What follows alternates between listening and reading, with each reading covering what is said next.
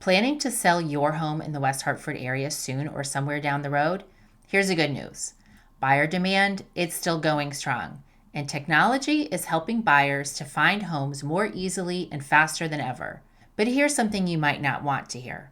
Even in a seller's market, there are expensive surprises, costs that you weren't expecting, deals that fall apart, and ways to leave money on the table before you even get an offer. Getting from accepted offer to the closing table is a journey, and that journey can be filled with dead ends and roadblocks. None of this is meant to scare you. It's meant to prepare you. I want to help you get to your next destination, your next home, informed and ready. I'm Jessica Bagansky, and I've been selling real estate in West Hartford for more than 20 years, running some local offices and coaching agents. And I've watched deals go beautifully, and then I've watched them blow up. I don't want that last one to happen to you. Before we talk pricing, before we talk staging, before I get into any of the details, I need you to slow down for just 1 minute. I'm going to date myself here, but back in the 90s, in my college days, if you were road tripping somewhere you had never been, like Daytona Beach on spring break, for example, you went to AAA and you got a triptych.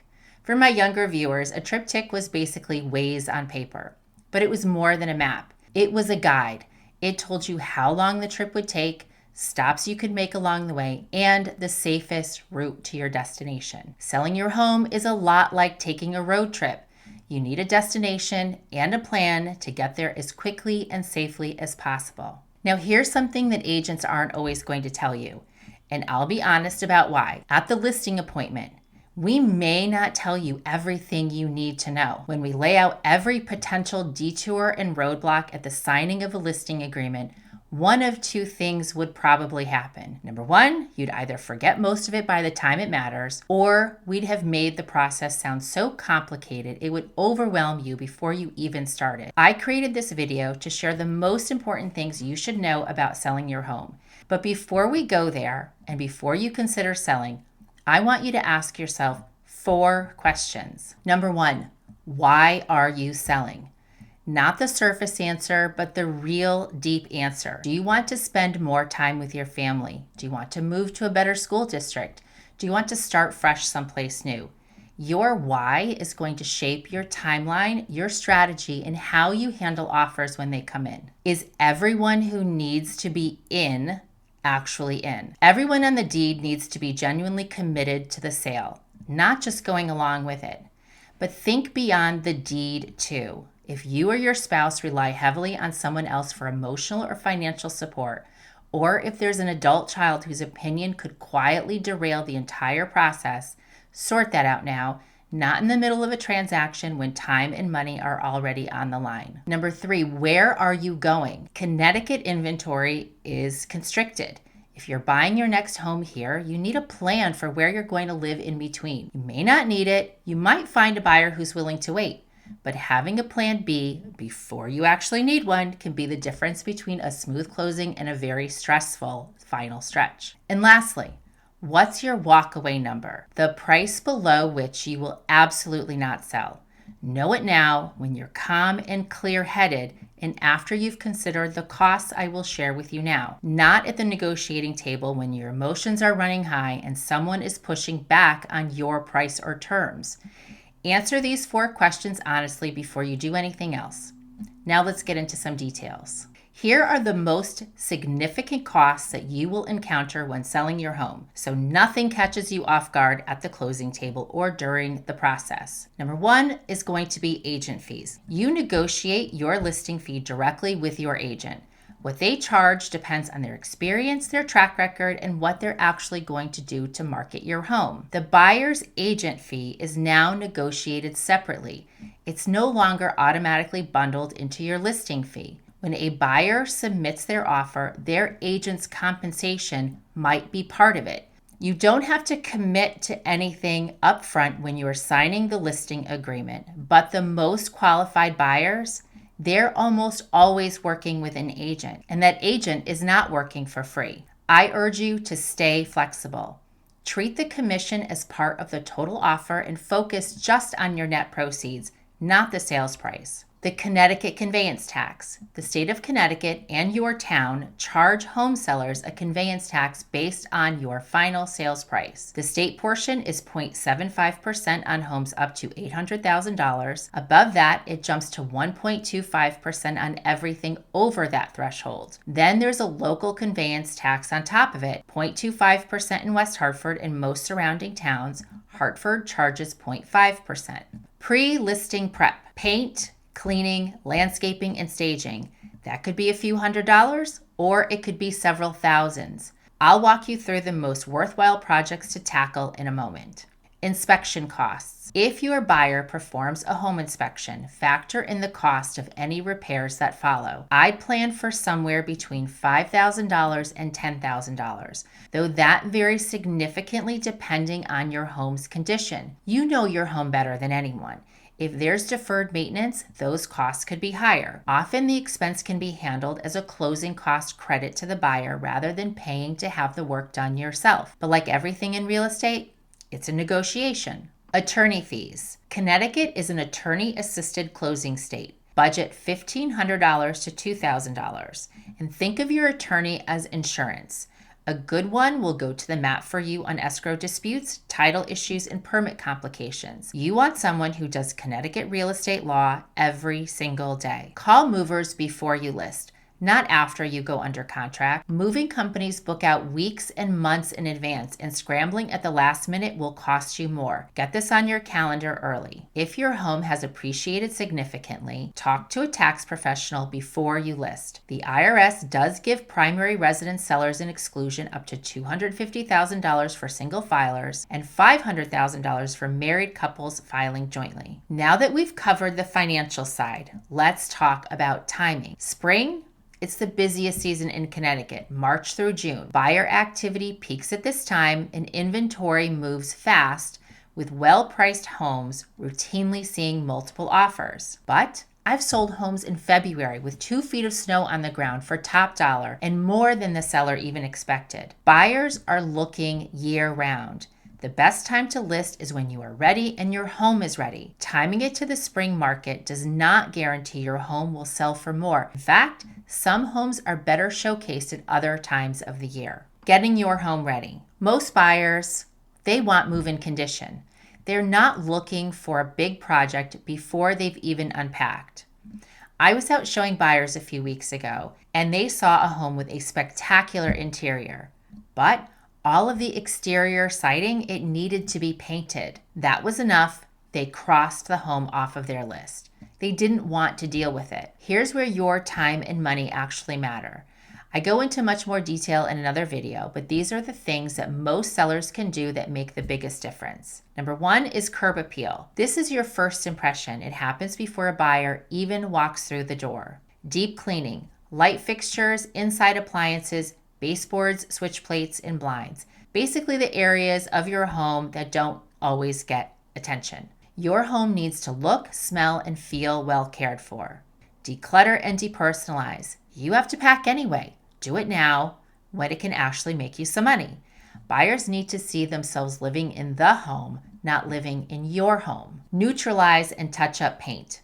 Bold colors, chipped paint, loud wallpaper, and scuffed walls. Address them. You're not decorating for yourself.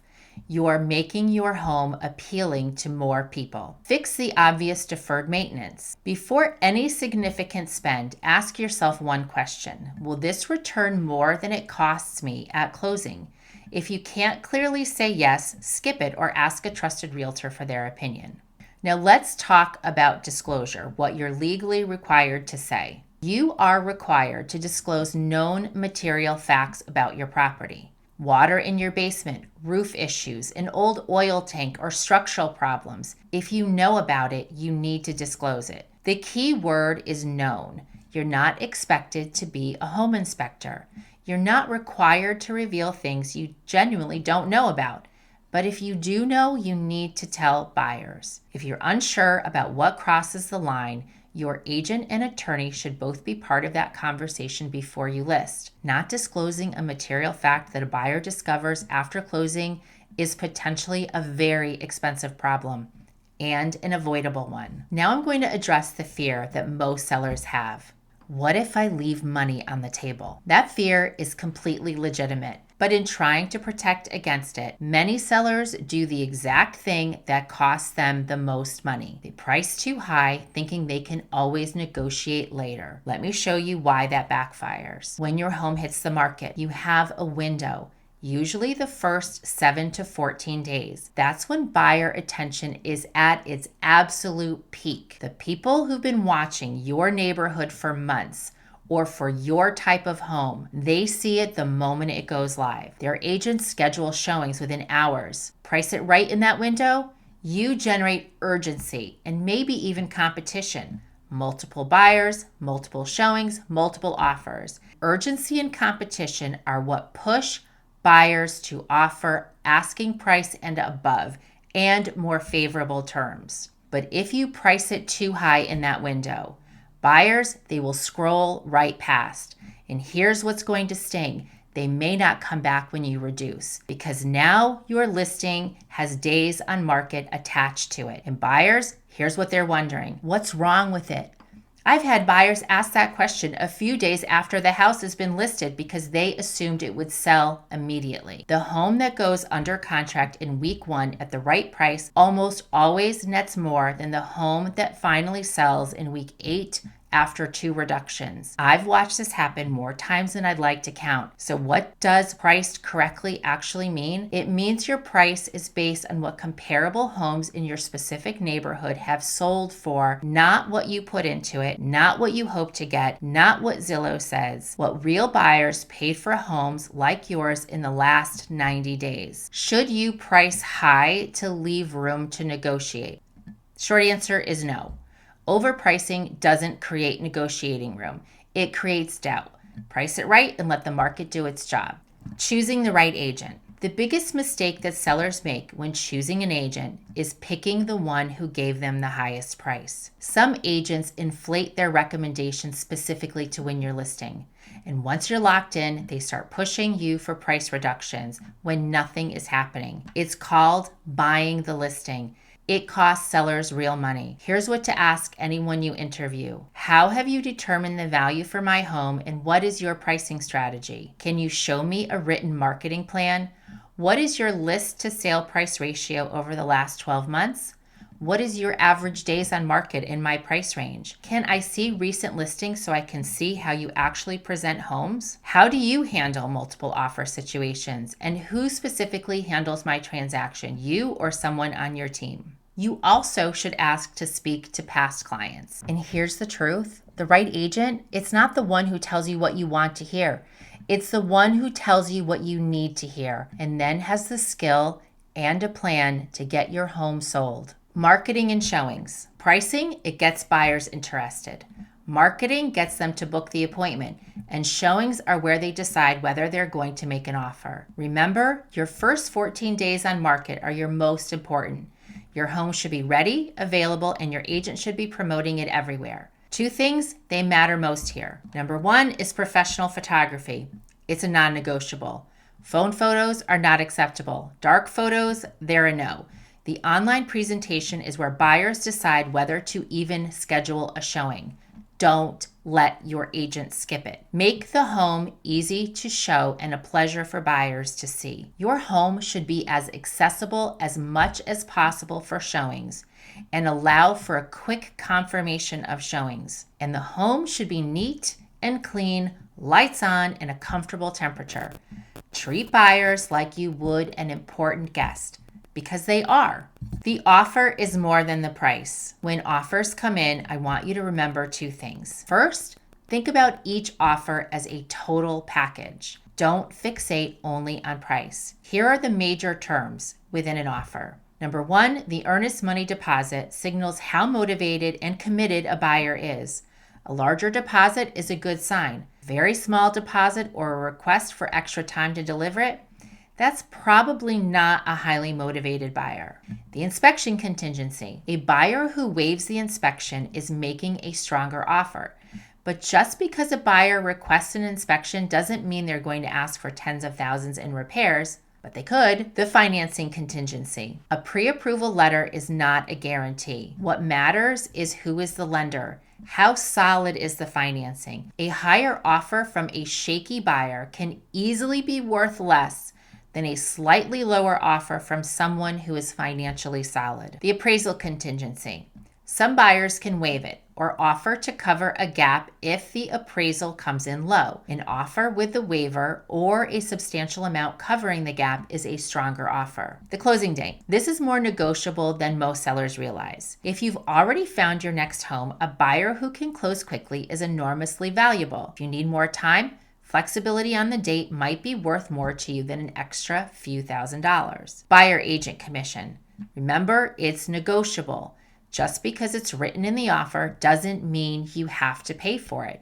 Factor in the price and other terms too. In addition, how you negotiate offers is a strategy. If you receive one offer, you may accept it, decline it, or negotiate it. With multiple offers, you may choose to negotiate with one buyer, negotiate with all of them, or set a deadline for your highest and best offer.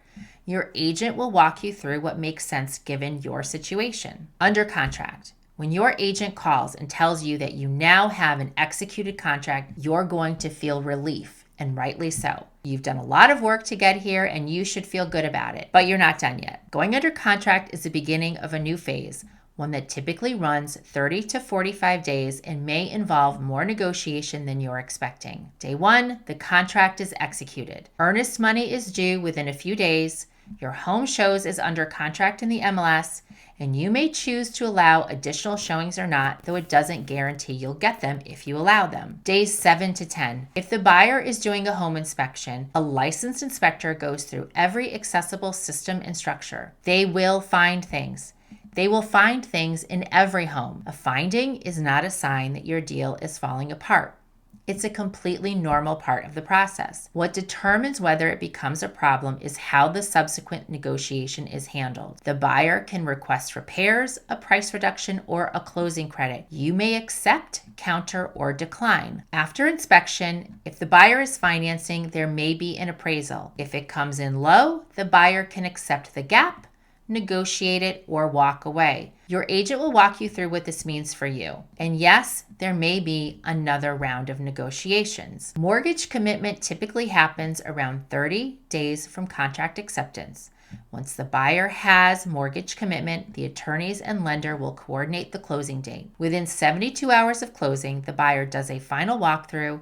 It's not another inspection. It's simply a confirmation that the home is in the agreed upon condition and any negotiated repairs have been completed. Now, what happens if your home doesn't sell? I want to talk about the thing you're afraid might happen, but don't really want to think about. Sometimes, even in a good market, a home doesn't sell quickly. When that happens, you will panic. So let's talk about it now while you're calm. If your home isn't generating showings in the first 2 weeks, there are usually 3 culprits: the price, condition, or marketing. Your agent should be communicating with you actively. What are buyers saying? What are agents saying? What does the data look like and what needs to change?